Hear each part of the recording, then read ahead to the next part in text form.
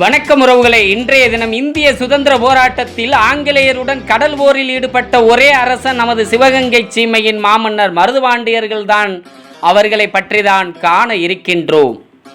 வரலாற்றில் செப்டம்பர் 4, 1801 அன்று துண்டி துறைமுகத்தில் மருதுபாண்டியர்களுக்கும் ஆங்கிலேயர்களுக்கும் இடையே கடல் மார்க்கமாக போர் நடைபெற்ற தினமாகும்.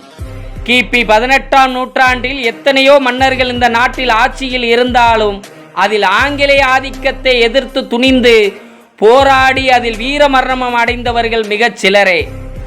ஆங்கிலேயருக்கு எதிராக வளரிய ஆயுதமாக பயன்படுத்தியதையும்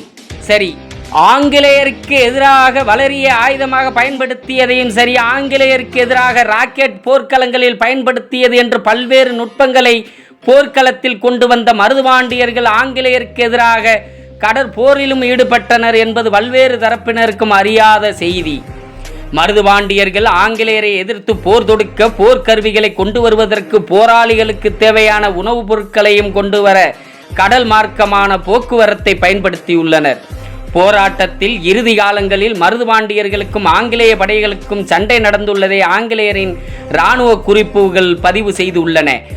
ஆனால் எந்த இந்திய அரசரும் ஆங்கிலேயருக்கு எதிராக கடற்போரில் ஈடுபட்டதில்லை. அந்த பெருமையும் நமது மருதுபாண்டியருக்கே உரியதாக உள்ளது. எப்படி பார்த்தாலும் சிவகங்கை சீமை ஒப்பிட்ட அளவில் மற்ற பாளையங்களை விட சிறிய நிலப்பகுதி. மேலும் இச்சிறிய நிலப்பகுதியில் உள்ள பெரும்பாலான இடங்கள் மழைப்பொழிவு குறைவான பாசன வசதியற்ற நிலங்கள். பல்வேறு காலங்களில் பஞ்சம் கொள்ளை நோய்களால் பாதிக்கப்பட்ட பகுதிகளாக இருந்த இப்பகுதிகளில் வருவாய் என்பதே குறைவு. இக்குறைவான வருவாயிலும் சிவகங்கை சீமையில் குளங்கள், கண்மாய்கள் போன்ற பல்வேறு பராமரிப்பு பணிகள் மேற்கொண்டு பல்வேறு ஆலயங்களுக்கும் பல்வேறு திருப்பணிகளை செய்த மருதுபாண்டியரின் பணி அளப்பரியது.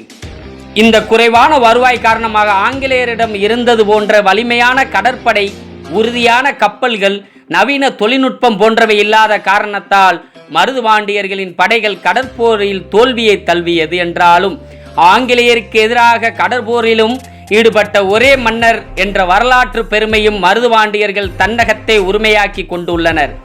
ஆனால் இந்திய அரசோ தமிழ்நாட்டில் அமைந்த கடற்படை தளத்திற்கு மருதுபாண்டியர்கள் பெயரை வைக்காமல் INS கட்டபொம்மன் என்ற பெயரை 1990ஆம் ஆண்டு அமைத்தது. சுதந்திர போராட்ட தியாகியான மருதரசர்களின் நண்பரான கட்டபொம்மன் அவர்களின் தியாகத்தை நாங்கள் குறைத்து மதிப்பிடவில்லை. என்றாலும் கட்டபொம்மன் அவர்கள் ஆங்கிலேயருக்கு எதிராக கடற்போரில் எதிலும் ஈடுபடவில்லை.